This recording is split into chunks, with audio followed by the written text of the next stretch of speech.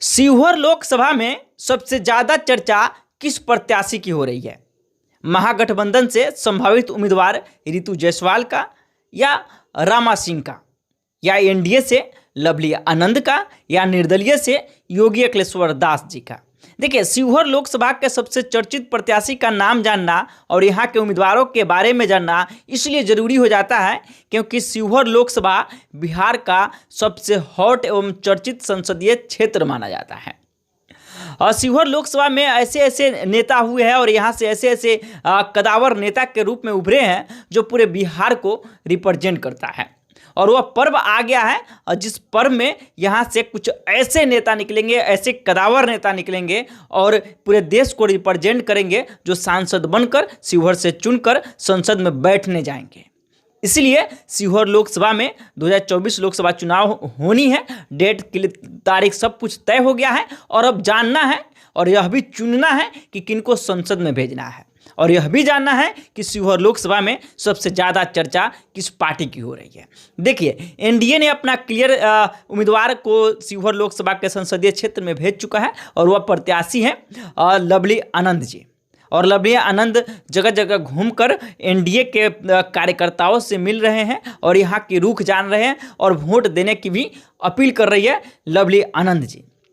और महागठबंधन से संभावित उम्मीदवार कई सारे चेहरे सामने आ रहे हैं। एक रामा किशोर जी का चर्चा काफ़ी हो रहा है, तो इधर रितु जायसवाल की भी चर्चा काफ़ी हो रही है, और उधर से फारूक शेख भी अपनी लाइन में लगे हुए हैं, उनकी भी चर्चा कुछ क्षेत्र में हो ही रही है। लेकिन सबसे ज़्यादा चर्चा महागठबंधन से रितु जायसवाल का और रामा किशोर सिंह का हो रहा है। लेकिन एक तरफ निर्दलीय प्रत्याशी योगी अखिलेश्वर दास जी भी है जो सबसे अलग चर्चा इनकी हो रही है। अलग चर्चा होने का भी कारण क्योंकि इन्होंने 4 साल से जो मेहनत परिश्रम शिवहर लोकसभा के बीच में रहकर, शिवहर लोकसभा के जनता के बीच में रह के किए हैं, यही काम आज लोकसभा के चुनाव में उनको काम आ रहा है और मेहनत रंग भी ला रही है। भले भारतीय जनता पार्टी के कार्यकर्ता के रूप में भारतीय जनता पार्टी के लिए उन्होंने काम किया है, लेकिन टिकट न मिलने के कारण उन्होंने घोषणा किया कि हम निर्दलीय लड़ेंगे और यहाँ की जनता को हमने सेवा जब पार्टी में नहीं थे तब भी करते थे और पार्टी ज्वाइन किए तब भी किए, और हमें टिकट नहीं मिला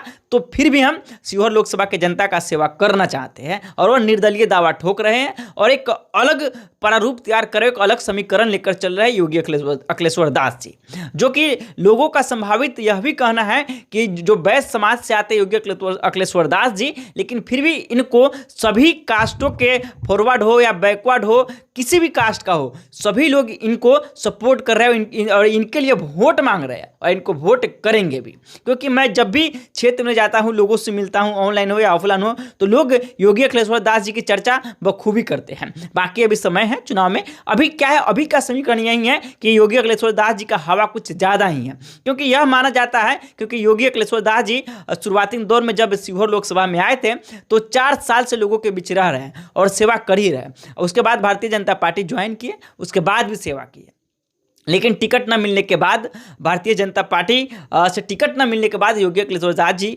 के ग्राउंड पे बहुत सारे लोग बन चुके हैं, बहुत सारे समर्थक बन चुके हैं और बहुत सारे लोग अपना दिल दिमाग सब कुछ दे बैठे हैं योगी अखिलेश्वर दास जी को। क्योंकि लोग कहते हैं उत्तर प्रदेश में योगी तो बिहार में भी योगी होना चाहिए और बिहार में योगी शिवहर लोकसभा से जीत कर जाएंगे, क्योंकि लोग यह कह रहे हैं।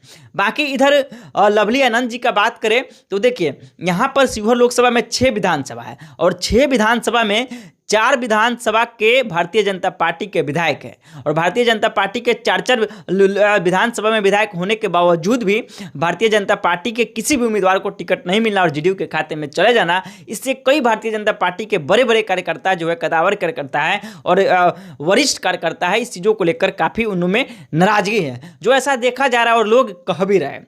बाकी मोदी का लहर है, लोग कहते हैं कि नीचे नहीं देखना है, ऊपर देखना है, नीचे कौन आ रहा है उससे हमें मतलब नहीं है। क्योंकि जब हम ग्राउंड पे जाते हैं तो लोग यह भी कहते हैं कि नीचे कौन आ रहा है भारतीय जनता पार्टी से, एनडीए से, हमें ये नहीं देखना है, हमें देखना है ऊपर। और ऊपर क्या कौन बैठे हैं? नरेंद्र मोदी जी, जो वर्तमान के प्रधानमंत्री है और प्रधानमंत्री का चेहरा देखकर एनडीए की कोई भी प्रत्याशी आएगा उसे हम वोट करेंगे।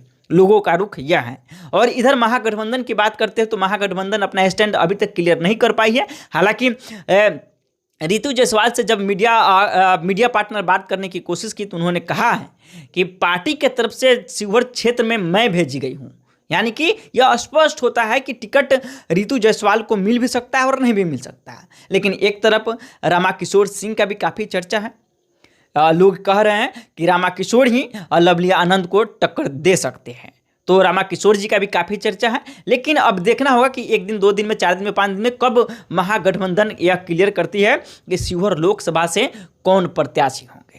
बाकी निर्दलीय में योगी अखिलेश्वर दास जी, एनडीए से लवली आनंद जी और महागठबंधन से संभावित उम्मीदवार के तौर पर ले लीजिए रितु जायसवाल जी को भी लीजिए और रामाकिशोर जी को भी लीजिए और फारूक शेख को भी लीजिए और बाकी अन्य भी हो सकते हैं, क्योंकि यह स्पष्ट नहीं है कि कौन आ रहे हैं। संभावित है जिनकी चर्चा है, मैं आपके सामने चर्चा करने जा रहा हूँ। बाकी लास्ट में यही कहेंगे कि शिवहर लोकसभा में सबसे ज़्यादा चर्चा किनका है, अपना राय कमेंट बॉक्स में जरूर लिखिएगा। और आप किस तरह का सांसद शिवहर लोकसभा से चुनना चाहते हैं, किनको बनाना चाहते हैं, ताकि शिवहर का चौमुखी विकास हो सके और फिर से लोग किसी तरह के सांसद को गढ़ीमाई और तमाम तरह की चीज़ें नाम ना दे, ताकि शिवहर फिर से बदनाम हो।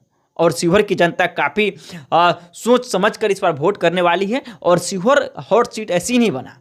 शिवहर पूरे बिहार में एक चर्चा का विषय है शिवहर लोकसभा। तो आप बताइएगा कि इस बार किस तरह का आपको सांसद चाहिए और किसे सांसद बनाना चाहते हैं, कमेंट बॉक्स में जरूर लिखिएगा। बाकी आप सहानुभूति देख रहे थे, वीडियो देखने के लिए आप सभी दर्शकों का बहुत बहुत धन्यवाद। जय हिंद, जय बिहार।